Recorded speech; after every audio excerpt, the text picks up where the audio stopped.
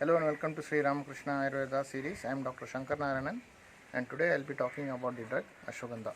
Ashwagandha is one of the most commonly used drug in Ayurvedic therapeutics, and its botanical name is called Withania somnifera, and it belongs to the family Solanaceae. It is a shrub which grows to a height of about 150 to 160 centimeters, and it is generally found in the drier parts of the country. Its root is predominantly used in the manufacturing of medicines, and it is a wonderful drug which having effect on virtually every system in the body. So coming to its properties, it is having Vata dosha and Kapha dosha reducing property, and any disease in wherein these two doshas are afflicted, then this drug can be given. Apart from that, it also has Kasa and Shwasahara property, which means that any respiratory complaints presenting with cough, breathlessness or any related symptoms, Ashwagandha is a very good medicine in those conditions.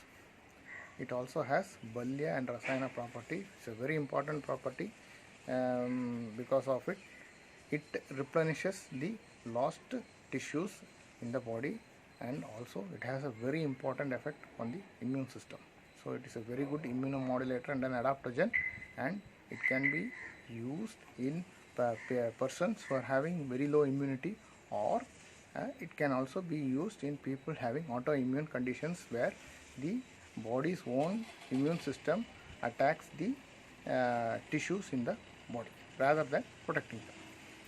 It also has Mamsavardhana guna, which means it has a positive impact on the musculoskeletal system, and it is of very great value in sports people who suffer from many musculoskeletal injuries due to strenuous training and tournament regime. Apart from that, it also has properties like Kanduhara guna, wherein you can give in symptom in conditions where itching is seen, and it also has Shvitrahara guna. That means if patient is presenting with leukoderma like conditions, then this drug can also be given. And it also has a very positive impact on the reproductive system, and it is and hence it can be given in many reproductive disorders like infertility and other conditions. And finally, to sum up its properties as quoted by Bhav Mishra in his treatise Bhav Prakasha, which is one among the Lagutrayis, it states that Ashwagandha Anila Shleshma Shvitra Shota Kshayapaha Balya Rasayani Tikta Katu Kashaya Ushna Ati Shukrala. And this quotation in brief describes the properties of Ashwagandha. Thank you.